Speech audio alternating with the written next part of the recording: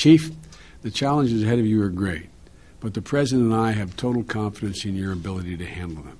Both the President and I believe that you will lead our nation's efforts against illegal drugs with unshakable resolve and exceptional skill. And the President is honored to send your nomination to the United States Senate. Once again, all my friends out here, I thank you for being here. He's going to need all the help he can get. He's going to need the coordinative capacity that exists in this room. I thank you for being here today and for your timeless commitment. And I'm including the prevention community that's sitting out here and the treatment community that's sitting out here. And on behalf of the President and I, to all of you, we thank you. So please join me in joining Chief as who's going to be our new drug czar, a man you all know well and a man I'm confident is going to be tapping all of you for help. Chief, the floor is yours. Congratulations.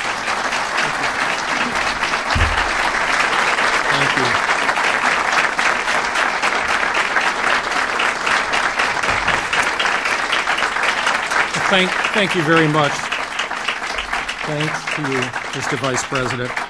I want to thank the Vice President for his commitment for combating drugs. You know, it's a great honor for me to stand on the stage with a man who fought to create the Office of National Drug Control Policy. He's recognized for a long time the need for this coordinated, comprehensive national drug strategy. I am looking forward to working with you and this administration. I want to thank the President for this opportunity to serve the country. And I applaud his recognition that the perspectives of those that are closest to the ground, those on the front lines of the fight against drugs, those are state and local law enforcement officers and service and treatment providers. It's critically important that their viewpoints be taken in. I'm pleased that many of my colleagues, many of my friends are here. Commissioner Ray Kelly from the New York City Police Department, a staunch leader in this effort. Chief Bill Bratton from the Los Angeles Police Department. Chief Kathy Lanier from right here in Washington, D.C. Tom Manger, the chief of the Montgomery County Police Department. And then others, David Cass, who's the president of Fight Crime, Invest in Kids, an association that I have been pleased to work on for many years, and Al Lenhart, who is the head of the National Crime Prevention Council, and Amy Singer, who's the director of program planning for Phoenix House. These are the men and women across the country who have dedicated their lives to reducing drug trafficking and use, and of course, so many others here today. I'm heartened to see all of the young people also. I'm delighted to see all of the young people.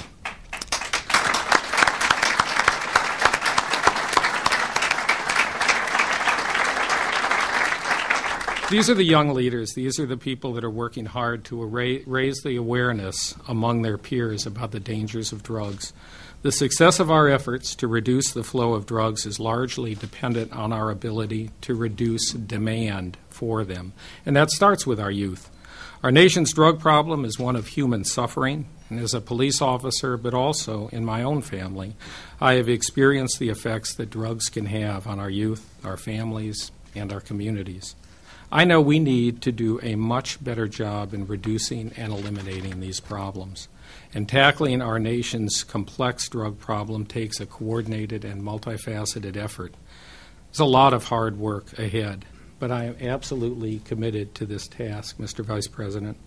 For too long, we have operated, as the Vice President said, in silos when it comes to making our country drug-free and reducing the demand for drugs.